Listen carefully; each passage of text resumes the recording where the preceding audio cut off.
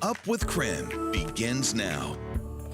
7 a.m. now on our Monday morning. Welcome to Up with KREM. We are taking a live look right now as crews battle a house fire along Highway 195 near Spangle. We'll have a live report coming up with more on that and how it might impact your morning commute. We're also taking a live look at the Capitol floor right now, where the House of Representatives, after months of gridlock, have come to an agreement on a $900 billion coronavirus relief package. The House and the Senate are expected to vote on the bill this morning. And the Moderna vaccine is now available. It is the second vaccine to stop the virus, responsible for killing more than 317,000 Americans. A glimmer of hope that we're racing toward the end of the pandemic as quickly as possible. This morning, who is set to get the vaccine first? And as people do start to get the vaccine, many of you are asking, what happens if you don't want to? Now, one Washington politician wants to make sure people have a choice. And we're asking you at home, do you think the vaccine should be mandatory? Well, COVID-19 has also left many of us out of work, but one local artist is taking her redemption story to the street. And so, sitting on unemployment, we decided it was the best time to start a project. We'll take you inside of this bus-turned-art studio coming up. It's a rainy start to the week. We've got rain in the forecast before temperatures take a dive. We'll talk your chances of a white Christmas. We do want to jump into breaking news, though. This morning, as we mentioned at the top of the hour, crews are working to put out a fire on US 195 right now. Yeah, that is out near Spangle. Nicole Hernandez is joining us near the scene this morning, where roads have just reopened in that area. But Nicole, you checked in with us back on KREM to about 10 minutes ago, but you're joining us now with some new information. Yeah, that's right, Jen, Joshua. So I was able to speak with fire, and they told us that there was a woman in this house early this morning when this fire started around 3:20. She was able to get out safely. Now she is in a hotel, and Red Cross is helping her through this obviously hard time. But I want you to take a look here. You can see there's still flames here. This house is a complete loss at this point. The fire district said that when they showed up around 3:20, it was Spokane Fire that got here first. They said that the house was completely engulfed in flames, and they took a defensive approach to trying to fight this fire. They said that now at this point the rubble is basically just burning. There will be flames here for a while, but they have several fire crews on scene here just making sure that it doesn't spread. They said there's no worry about it spreading to any of the brush at this point. They have plenty of crews here monitoring that. But they did say that this road, there will be crews here for a while. They will be here through the morning, potentially into the afternoon. So if you are driving down 195 heading south from Spokane towards Spangle, we're near Paradise Road. So cars at this point are slowing down. They're moving over for crews here on the side of the road. But none of the lanes are actually closed at this point. Early this morning, one of the lanes here southbound was closed, but they were able to reopen that up. Of course, we don't know the cause of this fire yet at this point. This fire department says that it's still under investigation. Live near Spangle, I'm Nicole Hernandez. And keep an eye right here on Up with KREM on the CW22. We'll check in with Nicole throughout the morning to bring you any updates on this developing story. Let's take a look outside with Jeremy Legoo. Morning, Jeremy. Good morning, Joshua, and good morning, everybody back at home. We're starting out the day with a little bit of rain here in the inland northwest. You have to go pretty high up in elevation or pretty far to the north to find some snow. That's because temperatures are just way too warm. Starting to see them dip there in Omak, though, down to 34, while Moses Lake is up to 42. Spokane, Coeur d'Alene, Sandpoint, all at 36 degrees in Pullman and Moscow, knocking on the door of 40 early on. That keeps rain in the forecast for the next hour or so for many of us. We are expecting to catch a midday break in some of that action, and there's the possibility you might see a little bit of sunshine before our next round of showers moves in later on this evening. And in the interim, it's a whole lot of wind that gets us there. It's a front working its way on through, so expect wind to pick up as that happens. Around noon, you're going to notice that wind really picking up and out of the south at 30 to 40 miles per hour. That's when we are going to see those temperatures soar. In fact, later on today, we're going to be up near 50 degrees in Spokane. But if it's winter weather you want, you got to wait. We have cooler temperatures moving into the forecast, but Jen, it might be tough to get a little bit of snow. Yeah, looking at those temperatures, 50 degrees today. Boy. Yeah. Unusual. All right, Jeremy, thank you. 7:05 now.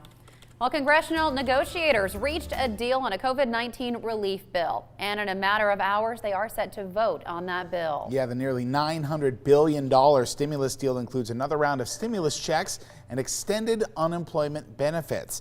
The bill will also extend eviction moratoriums for an unspecified amount of time. We're taking a live look right now at the House. They are in recess right now, but this morning they did start their day with an expected vote on that stimulus bill today. However, some experts say some Americans might lose their benefits for just a couple of weeks because it could take weeks to reach them because of the current outdated systems.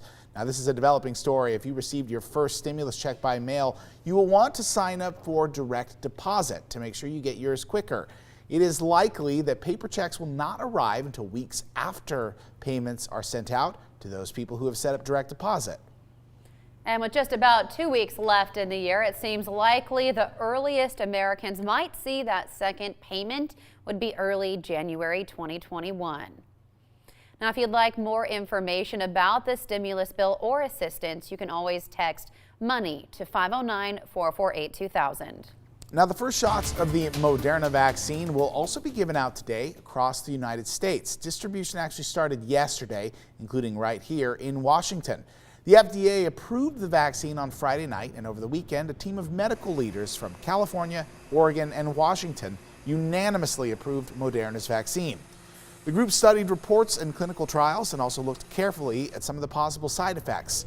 Washington Dr. John Dunn was one of the people on that West Coast team, and he says he believes it's important for people to know about the side effects, but to remember that they're mild. It's really remarkable that we've come up with two so far that have been as profoundly effective as they are, and that really appear to be very well tolerated. Dr. Dunn says that the timeline is a little fast, but that the safety of the vaccine was not compromised. Dr. Dunn received his vaccine on Saturday. Well, vaccinations will begin for the Moderna vaccine across the U.S. today. Experts started distributing that vaccine over the weekend, including right here in Washington. Now, Washington is set to receive 128,000 doses, and experts say they could reach hospitals by the end of the week. Meanwhile, Washington is also expected to see a 40% drop in Pfizer doses. State leaders blame that on a communication error. Experts say both vaccines, though, are effective, but they are packed and stored differently. So I think the state's going to be thinking strategically about who gets Pfizer, which is probably might be at large hospitals, for example, that have the ultra cold storage, and who gets Moderna, which may be the long-term care centers or smaller rural hospitals. Now, experts say the goal is to provide a vaccine to all healthcare workers by the end of January. And again, those vaccinations are beginning today. The Food and Drug Administration approved that vaccine last weekend in the fight against COVID-19. Today, President-elect Joe Biden is set to receive the vaccine, and Vice President-elect Kamala Harris is set to get the vaccine next week. Americans are also set to begin receiving Moderna's coronavirus vaccine today, as frontline healthcare workers and nursing home residents are expected to get the earliest round of injections, along with that vaccine from Pfizer. So with the approval, Washington anticipates getting 128,000 doses this week. Now, some asked if an employer could require workers to get the vaccine, and the answer is most likely yes. Last week, the Equal Employment Opportunity Commission ruled an employer can require an FDA-approved vaccine. On December 16th, the EEOC came out with some new guidance indicating that it's not a medical inquiry to ask the employee to produce, say, a receipt that they got a vaccination. Of course, you can read more about that this morning in this developing story on KREM.com. 7:09 now. Well, the United States Postal Service is busy delivering more than just Christmas packages. Carriers are also working to get letters to Santa. Coming up, how those workers are helping grant Christmas wishes. Plus, the coronavirus left one Washington woman without a job earlier this year, but her struggle opened the door for new opportunity. We had no idea where either of us was going to go next. And so sitting on unemployment, we decided it was the best time to start a project. We'll show you how this artist's new safe business model and the sweet new ride is bringing it to your front door.